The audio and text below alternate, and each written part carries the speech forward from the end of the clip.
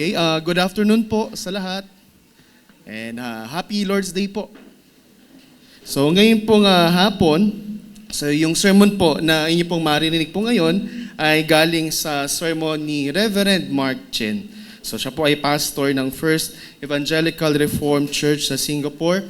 And ito pong sermon ay preached noong 2021. So again, lagi naman po tayo nagpapasalamat sa Diyos for allowing us to proclaim this sermon ngayon pong linggo na ito. So, to start, question po para po sa atin. What does it take to get ahead in life? Ano yung kailangan para umangat tayo sa buhay? Or kung sa words po natin sa panahon po ngayon, kailan tayo makakaangat sa laylayan? Or kailan ka papaldo? Yung mga word na ginagamit ngayon. Or paano nga ba sumakses step by the step? So, ang question is, ano yung magbibigay sa atin ng guarantee sa success? Una, may mga taong naghahanap outside themselves about sa success na yon. May ilan po na nag-search, lalo na po sa ibang culture, na hinahanap ng mga tao yung potion of life. For example, naghanap yung mga crusader ng Holy Grail. And na yun po ay associated sa miraculous healing, eternal youth, and spiritual sustenance. So kaya nila hinahanap. And naghanap din yung mga Chinese emperors naman ng mga elixir. So para pahabain yung mga buhay nila. And ironically, yung nangyayari is that yung pinepescribe ng mga alchemists during their time, mercury and arsenic, highly toxic substance yung mga yon. And for others, they sought endless love. Sa mga naniniwala sa feng shui, na yung tamang pronunciation pala is feng shui. So, may mga tumitingin kung anong swerte na petsa para sa kasal nila. So, yun yung ginagawa nila. Yung iba naman lumalapit sa mga albularyo para sa gayuma. And meron ding mga naghahanap ng endless riches. Maraming explorers trying to find. They traveled to, sa tinatawag nilang El Dorado, I think may movie po noon, na hinahanap nila yung mga mines o hinahanap din nila yung mga treasures ni King Solomon. Pero ano yung nangyari? Kung paanong namatay po yung mga Chinese emperor searching for life. So ganun din, maraming explorers yung naghirap dahil sa paghahanap nila ng kayamanan. And on the other hand, may mga taong tumitingin naman inwardly para hanapin yung success. Ano pong ibig sabihin po noon? Umaasa sila sa morality nila. Na iniisip nila na kung mabait sila, gumagawa ng mabuti, or basta umiiwas sa masama, magtatagumpay sila sa buhay. Or ibe-bless sila ng mga Diyos-Diyosan nila. Pero mga kapatid, hindi po laging ganun yung takbo ng buhay. Yung mga taong moral or matuwid, hindi laging pinagpapala. In fact, the wicked may prosper even more. Dahil po dito, marami yung nag-give up sa morals nila, but instead, ang ginagawa is that nag-resort sila sa worldly wisdom and schemes to get ahead or para umangat. Nandaraya sila, gumagawa ng mga krimen, pero kahit yun po ay hindi guarantee ng success. Marami yung nahuhuli, marami yung napaparusahan. So, ngayon, sa passage po natin dito sa Ecclesiastes chapter 7, dinidil ni Solomon yung idea na to. How can a person get ahead? O sa morality ba niya? O baka naman kapag gumawa siya ng schemes, or dumiskarte siya. And ngayon po kasi, hindi madali pong, pag tinignan po natin yung passage as being read to us, hindi po siya madaling intindihin, lalo na sa chapter na to. Kaya after this, encourage ko kayo na pag-aralan pa po ito pong passage na to, deeper for yourselves. Pero base po sa pag-aaral ni Reverend Mark Chen sa passage po na to, and sa pag-aaral ko rin po as someone who delivers this sermon to you. So nagbibigay si Solomon ng 4 na truth na kailangang maintindihan natin about success in life. So firstly, ito po yung ating mga sermon points ngayong tanghali.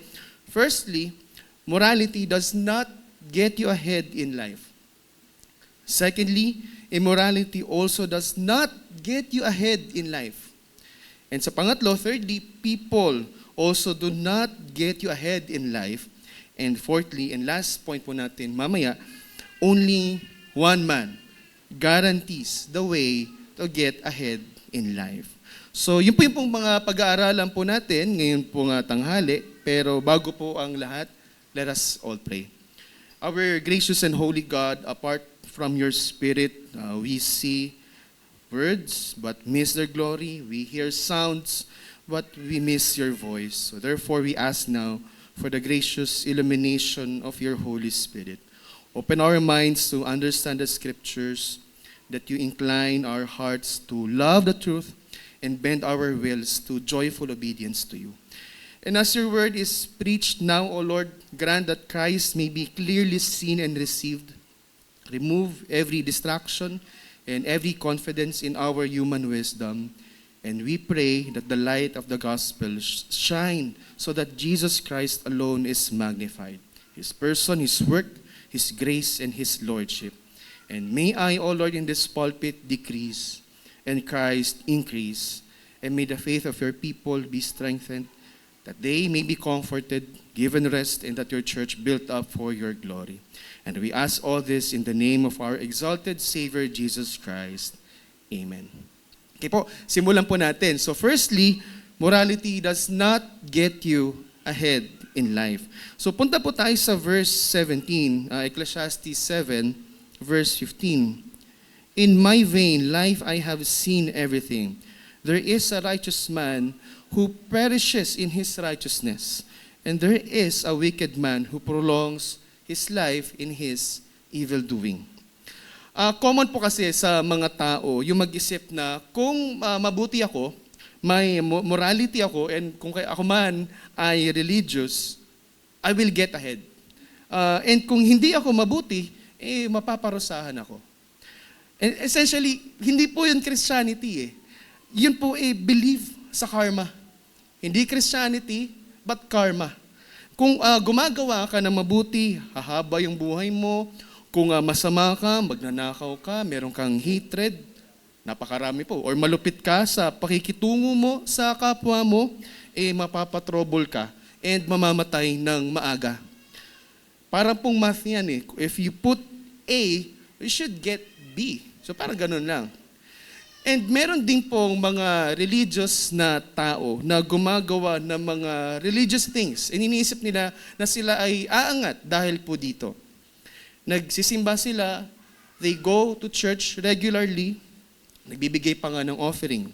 Or sa iba, nag-offer pa ng pagkain and incense sa kanilang mga Diyos-Diyosan.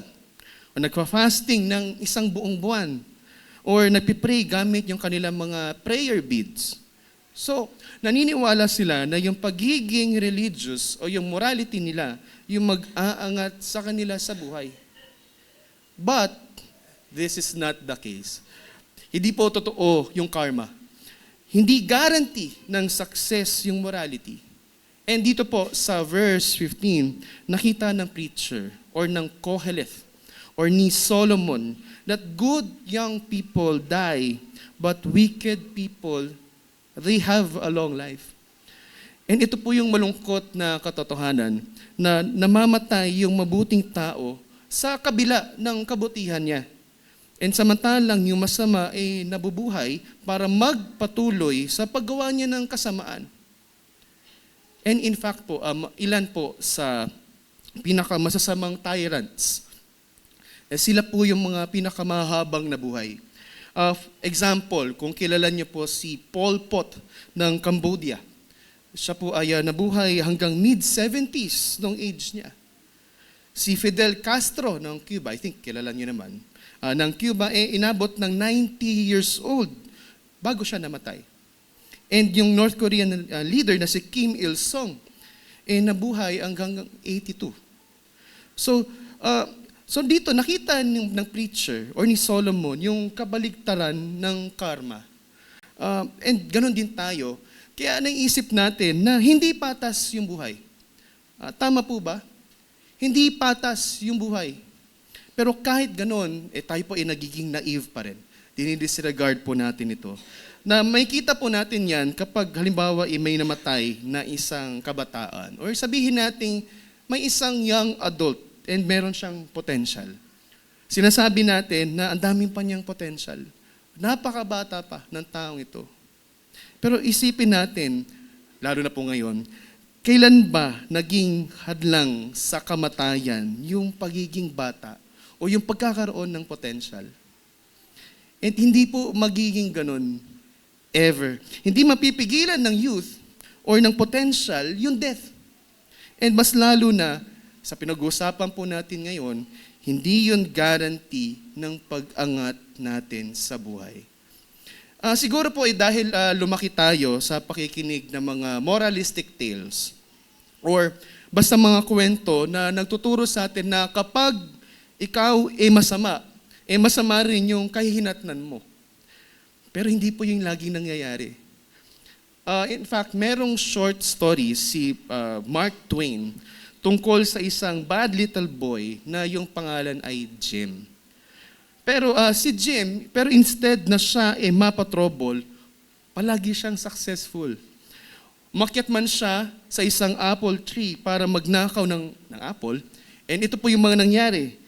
Hindi nabali yung sanga, hindi siya nahulog or nabalian man lang ng braso, hindi siya kinagat ng aso ng farmer, and hindi siya naparusahan. Hindi rin nag-reflect si Jim. Hindi siya napareflect, hindi siya nag-repent, hindi siya nagbago para maging mabuti. Lahat ng yon hindi po nangyari. Instead, after niyang nakawin yung mga apple, kinain niya yung apple and napakasarap nung lasa ng apple. So nag-fishing rin si Jim on the Lord's Day, pero taliwas sa ine-expect ng mga nagbabasa, hindi siya nalunod, hindi man lang siya inabutan ng bagyo, hindi rin siya tinamaan ng kidlat. So masama si Jim, pero umuwi siya na mayroong dala na masarap na isda. So Jim got ahead in life. So morality does not always guarantee success. And that is reality. Ngayon, sumagot si Solomon sa verse 16. Balik po tayo sa text. Dito po sa verse 16, "Be not overly righteous, and do not make yourself too wise. Why should you destroy yourself?" Ngayon po, para malinaw para sa atin, hindi sinasabi ni Solomon na maging masama tayo, no? At least klaro naman po yun. Hindi rin niya sinasabi na huwag tayong mamuhay in holiness. Instead, ina-address niya yung mga taong may ganitong kaisipan. Na yung kaisipan is that na kung mabuti or religious ako, sure na magtatagumpay ako sa buhay. Yun po yung ina-address ni Solomon. Kasi selfish po and pagan mindset po kasi yun That they do good things in exchange for blessings. Diba? Ito nga po yung dahilan kung bakit wicked yung prosperity gospel. Tama po ba? Sa pinaka-core, yung prosperity gospel ay pagan. Give to the church and believe that God will bless. Pero hindi po ito yung wisdom ng Bible. Ito po ay human wisdom. And yung key po sa pag-intindi dito is yung phrase sa verse 16, "So do not make yourself too wise." Yung word na make po dito in original language, yun po ay reflexive verb. Ibig sabihin, the subject performs an action upon itself. Kaya ibig sabihin po nun, in the more simple terms, ibig sabihin nito is that, do not be wise in your own eyes. Yun po yung tinutukoy. And the same din naman, gaya po yan ng sinasabi sa Proverbs 3 verse 7, "Be not wise in your own eyes. Fear the Lord and turn away from evil." Ibig sabihin, ginawa lang, according sa sarili nilang wisdom, yung tinatawag na hyper-morality nila para makuha yung mga blessings. Kaya nandoon yung warning sa kanila ni Solomon, against sa ganitong kaisipan. So the morality principle will not get you ahead. And unfortunately, ayun nga lang po, hindi ito naintindihan ng marami. Kaya marami po yung nadidismaya na sinasabi nila sumusunod naman ako sa Diyos, mabuti naman ako, pero hindi ako nagiging successful. So, yung nangyayari sa kanila is that nagsiswing sila. Pumupunta sila sa susunod na extreme, to the other extreme. Instead, nagre-resort sila sa mga wicked schemes. Pero dito, binabalaan ni Solomon about naman sa immorality. And that it also does not get you ahead in life. So yan naman po yung pag-uusapan natin sa second point. Kasi dito po sinasabi naman next sa verse 17, "Be not overly wicked, neither be a fool. Why should you die before your time?" So, in other words, do not be overly wicked. Ngayon, by saying this, hindi sinasabi ni Solomon na okay lang maging masama konti. Hindi po yung sinasabi po dito. Hindi yun yung ibig sabihin. Kasi sasabihin ng mga taong so-called realistic na para makaangat. Kung walang guarantee yung pagiging masama, siya yung mag-aangat sa'yo. Kung walang guarantee po doon, kailangan mo nang gumamit ng evil scheme. Kailangan mo nang pumasok sa illegal para hindi ka mapag-iwanan. So, kasi kung yung masasama, yung umaangat, baka naman, kailangan mo na rin maging masama, paminsan-minsan. So, ganito po, very attractive yung immorality. Looking out for number 1, maging madiskarte. Ito po yung nasa culture po natin, na pag sinabing madiskarte is marunong manlamang sa kapwa. Sinasabi is that, protektahan mo yung sarili mo, iangat mo yung sarili mo. Kung hindi mo aalagaan yung sarili mo, sino yung gagawa? And kailangan mo maging tuso, kahit medyo lang. Or mandaya ka konti, medj lang. Pero inisip ng mga tao na witty po yun. People think that it is smart. Ginagawa po natin itong lahat. And kahit sa mapang-araw-araw na buhay po natin. For example, sa fast food. May iba na humihingi nag-uuwi ng maraming paper napkins para hindi na bumili. Or hindi lang sa fast food, hotels or saan man, libre naman May mga nakita pa nga ako na nag-uuwi ng plato ng Jollibee, I don't know why.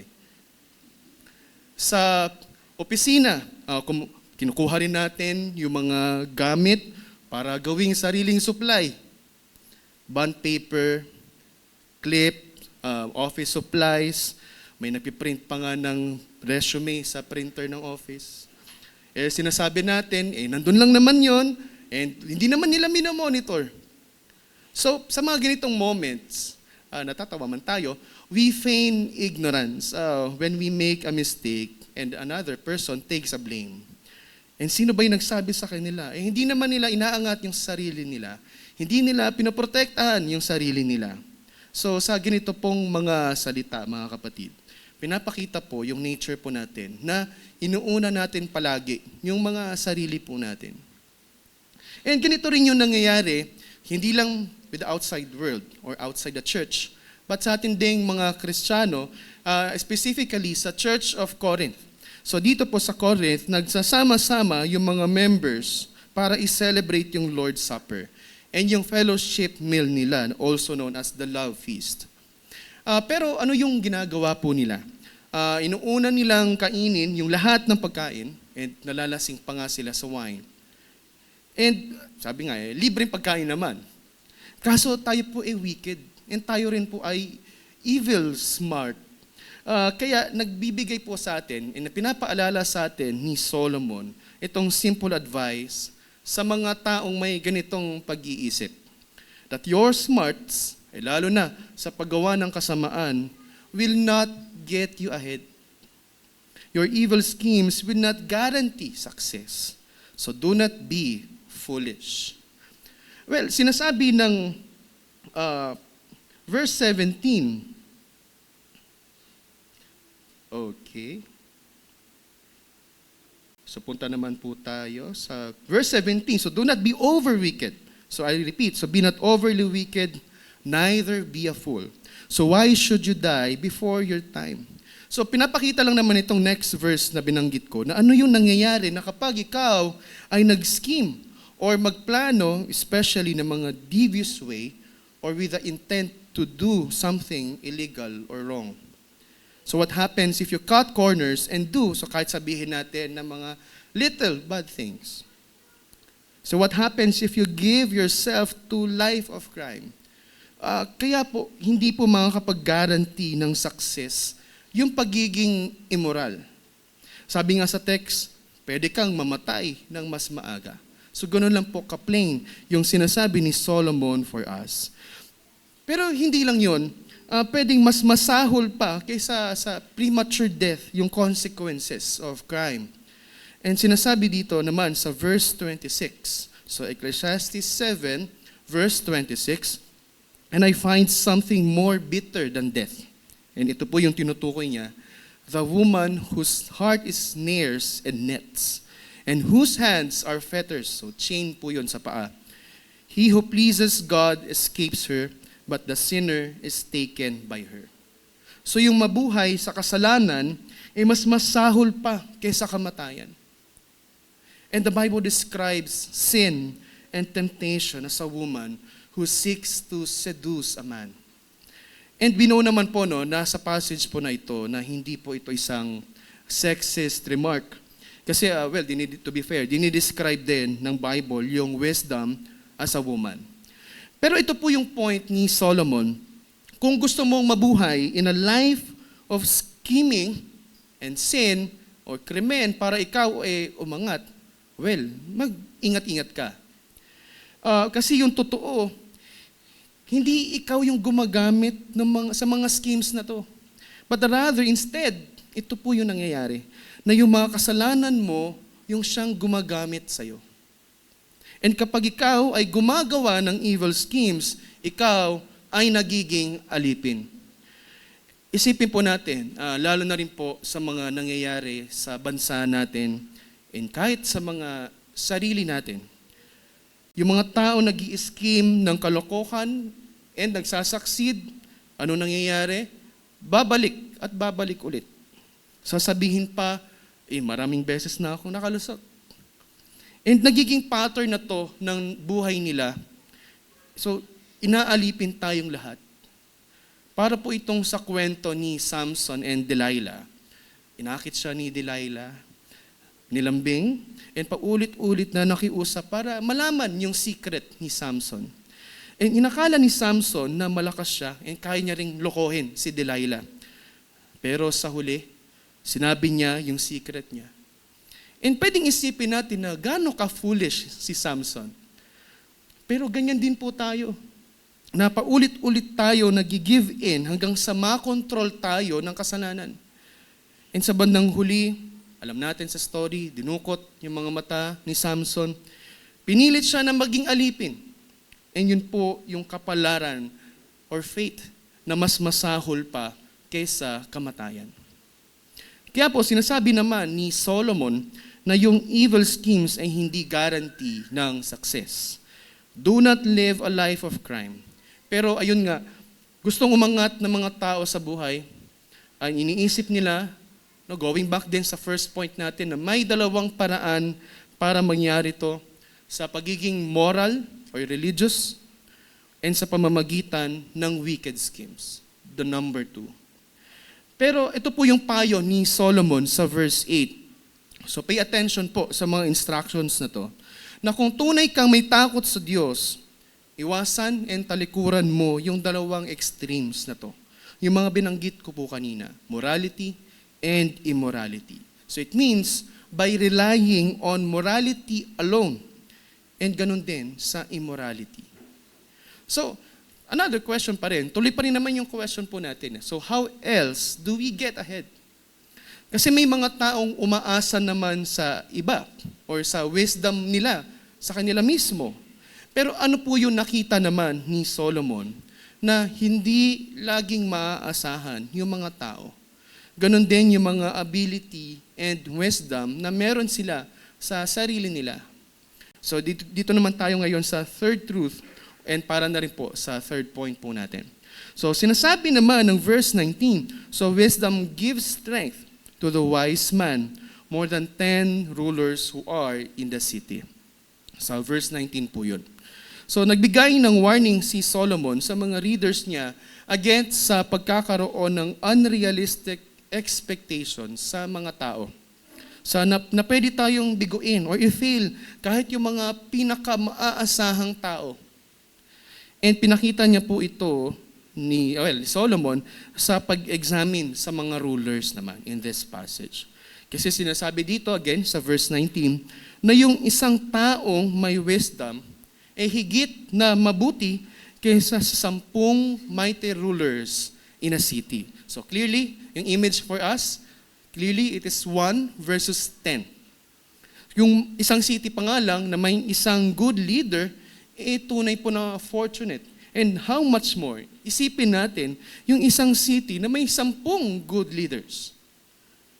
Para po kasi makapag-govern ng maayos yung mga decision makers ng isang city government.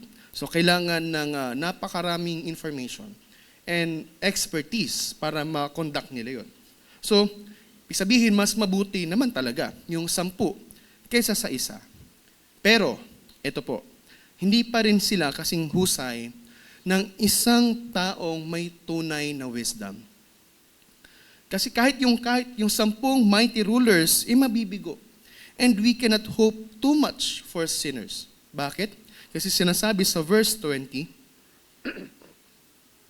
so verse 20, surely there is not a righteous man on earth who does good and never sins. Ito po yung dahilan, mga kapatid, kung bakit tayo, as citizens of heaven, kailangang manalangin para sa mga earthly government natin.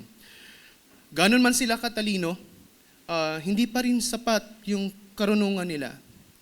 Maging si Solomon, that we know that he is the wisest governor of all, umamin siya na siya mismo ay nagkamali. Kasi sinasabi ng verse 23, I said, I will be wise, but it was far from me. And hindi na po tayo dapat magtaka kung sila man ay hindi perfectly na marunong. And meron tayong iba't ibang political leanings. May mga government na mas maayos kaysa sa iba, pero yung lahat ay magfo-fail in one way or another. And ilan po ba sa atin yung nagtitiwala sa ganito o ganyang government or party para itaguyod yung bayan natin? And ilan yung naglalagay sa atin ng pag-asa sa kanila?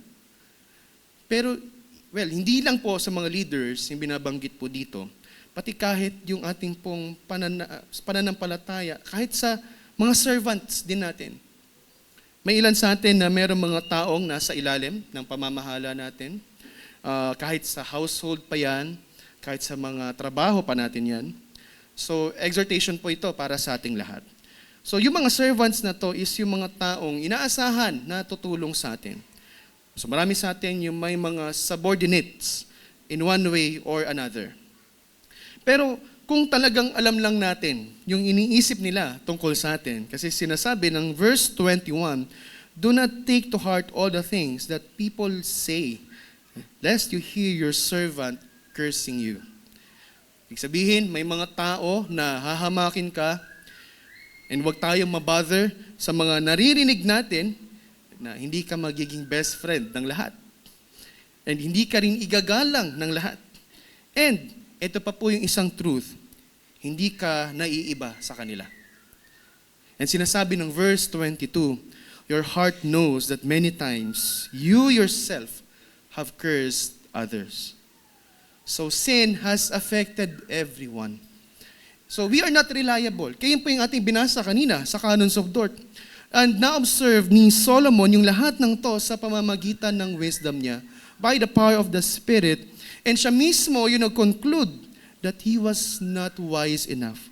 Kasi ulitin ko po, sinasabi ng verse 23, all this I have tested by wisdom. I said I will be wise, but it was far from me.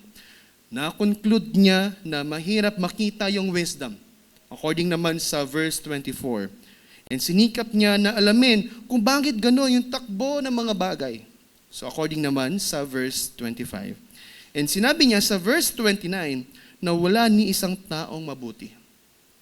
See, this alone I found, that God made man upright, and they have sought out many schemes. So bagaman, or kahit na ginawa o nilalang tayo ng Diyos, nilang ng Diyos yung tao na mabuti sa simula. So pero sinunod nila yung sarili nilang schemes. Ngayon po, para mas malinaw, hindi against ang Diyos sa success. Many of God's people have succeeded in life. And may mga pangako sa Bible na pinagpapala ng Diyos yung mga nagmamahal sa Kanya. Pero alalahanin po natin, yung mga taong tulad ni Abraham, ni Job, ni David, for example, they did not consider success in life as their chief goal. Kaya po hindi dapat malabo yung pananaw natin dahil sa mga bagay sa lupa. Si Abraham, for example, tumitingin siya sa isang better country na may eternal life and true love coming from the Lord. And yung mga bagay na hinahanap ng mga tao na sa pag-aakalang makukuha nila yon sa morality and wicked schemes ay may kita po sa iisang tao. So this, for our last point, is the one-man principle. So only He guarantees success. So punta naman po tayo sa ating last point. And sa passage na to, so matututunan natin na may dalawang interesting thing na hindi makita ni Solomon. So sinasabi ng verse 20, so surely there's not a righteous man on earth who does good and never sins. So ibig sabihin, imposibleng makakita ng isang tao na righteous or matuwid. And ganun din, hindi rin siya makita ng isang tunay na wise. So binanggit po niya na yung isang wise sa tao ay higit pa kaysa sa 10 capable rulers. So mahirap na nga makita ng isang city na may isang capable ruler, lalo na yung 10. Kaya kung i-compare po natin, yung makakita ng isang tunay na wise man, mas mahirap pa. Pero po may isang bagay na nakita siya, matapos yung long and hard search. So sinasabi ng verse 28, one man among 1,000 I found, but a woman among all these I have not found. So kapag unang pinakinggan, again, premise ulit na hindi po ito sexist remark, pero rest assured na gumagamit lang po dito si Solomon ng hyperbole or exaggeration. Balik po tayo sa verse 27 naman. So dinicide niyang investigahan kung ano talaga yung solution sa tunay na happiness. Pero napakahirap makita noon. Halos imposible. So kahit ginamit na ni Solomon deduction, elimination, examining the situation from every angle, sa huli, nakita rin ni Solomon yung hinahanap niya. A needle in a haystack. So nakita niya yon sa isang tao lang. Na wala ng ibang lalaki o babae na may compare. Ang taong ito ay upright. Siya ay matuwid, sabi nga sa Tagalog. And may pinoint si Solomon sa comparison niya. And importante po dito yung numeral 1. So the number 1 mismo. Because not only is this one man unique, or no other man or woman compares, but he is upright and wise. So mahirap na nga makahanap ng isang capable person, pero mas mahirap pang makita ng isang tunay na wise. Pero sa gitna ng mga fools and schemers, may isang tao na nakita niya or natagpuan ni Solomon na upright and wise. And who is this one man? Well, hindi natin sure kung yung tinutukoy ni Solomon ay isang particular na tao. And hindi rin natin alam kung may isang tao nga ba na nasa isip niya. And hindi rin malinaw kung direct ba niyang nire-refer si Kristo dito, which is of course the Spirit intends for us to draw from this. And yung alam lang po natin, base sa buong history of mankind, hanggang sa panahon ni Solomon, may isang taong naiiba, which is si Enoch. Itong si Enoch, well, sinasabi ng Genesis 5:24, na siya ay upright and lumakad kasama ang Diyos. Nagtiwala siya and sumampalataya siya sa Kanya. And ano po yung naging result? So God took him to heaven without dying. And his reward was immortality, not success on earth.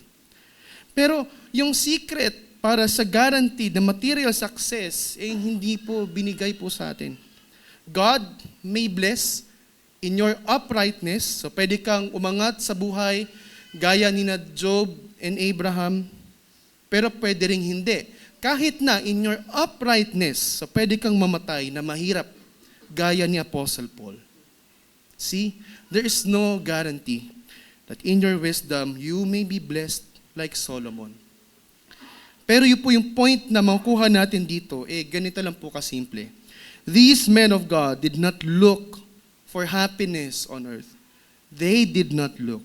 Hinahanap nila yung happiness na yon in the life to come. So kaya hindi po tayo dapat umasa sa morality man yan, evil schemes, or wisdom, or kahit sa mga tao para umangat dito sa buhay natin sa lupa. But whatever it is, look instead to this one man who guarantees us eternal life, everlasting love, wealth and wisdom beyond our wildest imaginations in the land to come. Yes, upright si Enoch, and kinuha siya ng Diyos, and the earth was not worthy of him. Pero yung tunay na wise and upright, that the earth was not worthy of him, yun po ay si Kristo. And ano po yung sinasabi ng Panginoong Hesukristo dito sa Luke 12:15? Luke 12:15, sinabi niya, take care and be on your guard against all covetousness, for one's life does not consist in the abundance of his possessions. So kailangan nating ulit-ulitin na ipaalala sa sarili natin kung ano yung mahalaga. Hindi yung buhay dito, kundi yung buhay na darating. And sinabi rin ng Panginoong Jesus sa John 17:3, and this is eternal life, that they know you, the only true God, and Jesus Christ whom you have sent. Kaya po mga kapatid dito sa Zion Covenant Reformed Church, sa buhay, walang secret na nagbibigay ng guarantee na success or mahabang buhay. Tandaan natin, God blesses whom He blesses. Gayunman, meron pa rin po tayong open secret tungkol sa buhay na walang hanggan, and ito lang po ay matatagpuan kay Kristo. Gaya po ng sinabi ni Paul sa 1 Corinthians 1, for our sakes, God made Him to be our wisdom, righteousness, and redemption. And yun po ang point ni Solomon. That was Solomon's conclusion. And sa atin naman, are you searching for eternal life? True love? Success? And abundance? Your morality and wisdom are insufficient. You will only have them in Christ. Maybe in this life, but definitely in the life to come.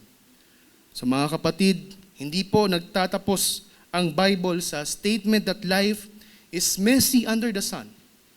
It ends with, and this is life eternal, that they know you, the only true God, and Jesus Christ, whom you have sent. Amen. Let us all pray. So please bow down your heads and let us pray. Gracious and sovereign God, your word humbles us and exposes the weakness of our wisdom and the poverty of our righteousness. And you show us that life under the sun cannot be mastered by effort, by morality, or our own understanding. And we confess, O Lord, that we are quick to trust ourselves, to justify our sins, and to grow bitter when life does not unfold as we expect.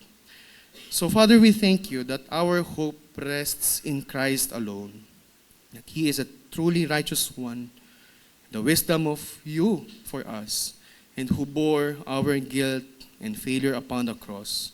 And in him, you give us a righteousness that we did not earn and a life that cannot be taken away. And Lord, teach us to fear you with a humble faith, to receive both with joy and even in the times of trial, knowing that it is from your hand, and to rest in your gracious purposes and promises for your people. And by your Spirit, keep us from pride and despair and fix our hearts in the gospel. We rely on your grace alone, in Jesus Christ our Lord. Amen.